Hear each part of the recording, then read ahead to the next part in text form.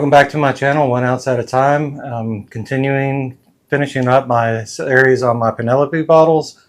And the last one is a doozy. This one, I'm a little scared of this one, honestly. I'm not a big single malt guy, but we're about to find out. This one is Penelope, their cigar blend. This one is the Cigar Sessions, Chapter 1. It's got a cool label on it. It looks like a wrapper around a cigar, so that's pretty cool. But this is a blend of bourbon, a blend of single malt, and a blend of American whiskey. So it's actually not a blend of finished whiskeys. It's a blend of all three different kinds of whiskey in order to make it a cigar session. So it's not technically a cigar blend. They say this is Chapter 1, so maybe they're going to come out with different releases of this. I don't know if they're going to go in the direction of a normal cigar blend where they're actually doing finishes to hold up to cigars, but this one's got me a little scared. Like I said, I'm not a single malt guy. It's not single malt to me.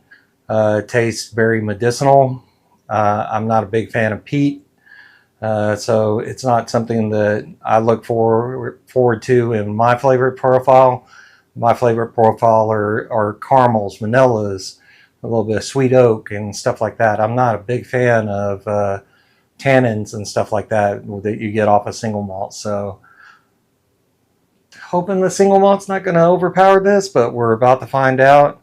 Once again, I'll be rating this on my 50-point scale. 10 points for color, 10 points for nose, 10 points for palate, 10 points for finish, and 10 points for uniqueness for a total of 50 points. You can see that here.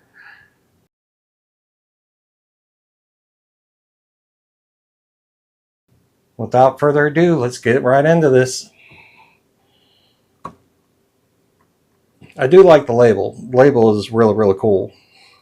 And I do like some cigar blends. Like I said, I've done some reviews on cigar blends, and I like it when you can taste the whiskey or the bourbon coming through of the cigar blend when they're over finished and all you taste is the finish. I'm like, what's the point? Or why are you even getting something that's a bourbon or a whiskey if you're just not going to taste the bourbon or whiskey? So this one's going to be interesting. Let's see if it's any good. Like I said, you can tell I'm a little nervous on this one. All right, so for the color, it's got a little bit of an amber color to it. It's a little light though. I'm used to cigar blends being a little bit darker, so I think I'm going to give that a 4 on the color. On the nose,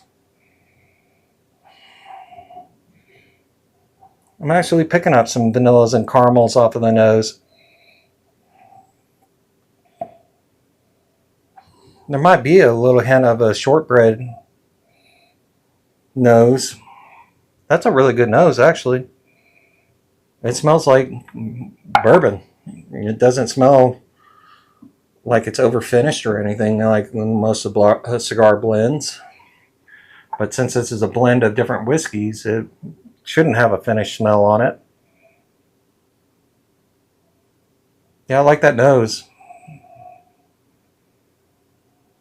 Single malt's not overpowering anything. I'm going to give that nose a 7. All right, let's go on for the palate.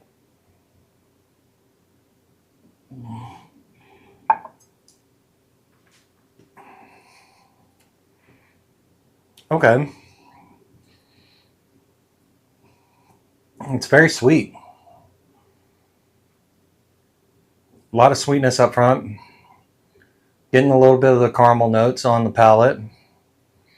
It's strong vanilla all the way through though. Yeah, that's actually a really good palate too. I'd give that a 7 as well. That's actually fantastic.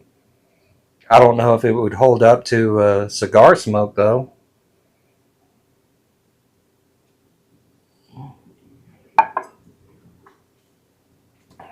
It's got some legs on the glass. Yeah, that's actually really good. Yeah, I'd give that 7 for the palate. That's actually really good. The finish, Finish is still there. It doesn't bleed into the finish. Finish is pretty decent. It's just an average finish. This only comes in at 101 proof, so it doesn't have a lot of proof to push it for a very long finish, but it has a decent finish. I'd give that a 5. Yeah, that's actually a pretty good finish, so I'm going to stick with the 5 on that. Uniqueness, as far as cigar blends or cigar batches go, I think this is pretty unique because it's not finished. It's just a blend of different whiskeys. So I'm going to give that a 7 as well. So looking at 21 with 4, 25. Yeah, it's a 30. It's a 30 out of 50. It's decent. It's actually pretty good. I don't know. I guess I was just overly paranoid about the single malt in it, but maybe they did a single malt rye or something like that, where they didn't actually peat it.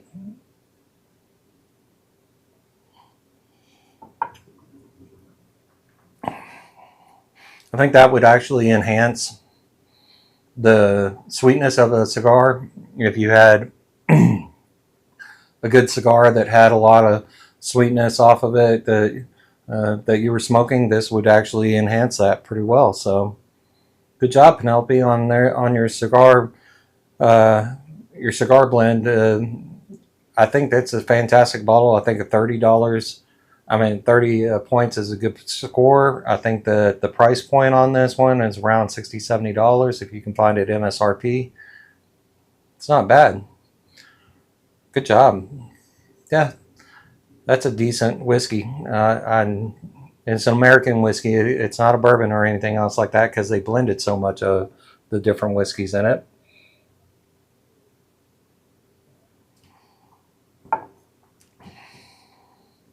I keep going back to it. It's actually a decent pour. All right, well, the chapter 1 of the cigar blend Penelope is going to get 30 out of 50 from me, which is a pretty decent score. If you like the video, please give it a like, a follow, and a comment. If you would like to check out this video and get early access to these videos, you can find that over on my Patreon page. So be sure to check that out. I have a lot of free content over on my Patreon page too. If you want to check out some of that stuff, I do full in-depth reviews, and I'll do a full in-depth review of this bottle with my tasting notes. But other than that, that concludes my series on my Penelope bottles. Those are all the Penelope bottles that I have, and I've gone through all of them. I hope you like the series. Maybe I'll do that series again in a month or two. And focus on something like Bardstown, or maybe I could do Michter's or something like that. Just kind of run through what I have on that distillery and do a review and see which ones stand out and which ones don't. So if you like this content, just let me know down in the comments, and we'll see y'all in the next video, and thanks for watching.